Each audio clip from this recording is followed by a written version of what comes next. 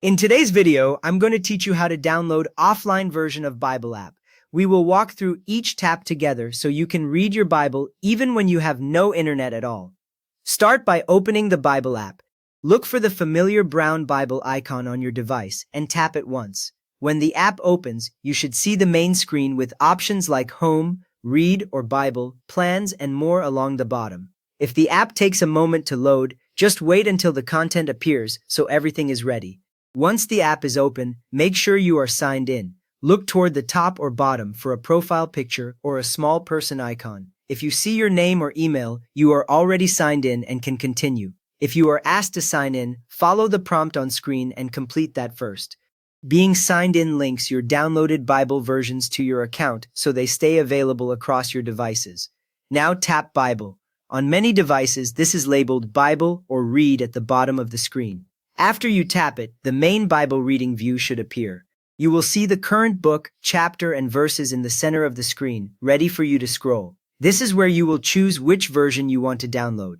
Next, tap the Bible version name at the top, for example, NIV or KJV. It usually appears near the center or top bar of the Bible reading screen. When you tap the version name, a list or panel opens showing many available Bible versions. You may see language names, version abbreviations, and sometimes short descriptions so you can identify the one you want. From there, find a Bible version with the download icon. This icon looks like a small arrow pointing down. Scroll through the list slowly and watch the right side of each version row. Only versions that show the download arrow can be stored on your device for offline reading. If you do not see the arrow next to a version, that particular one is only available while you are online.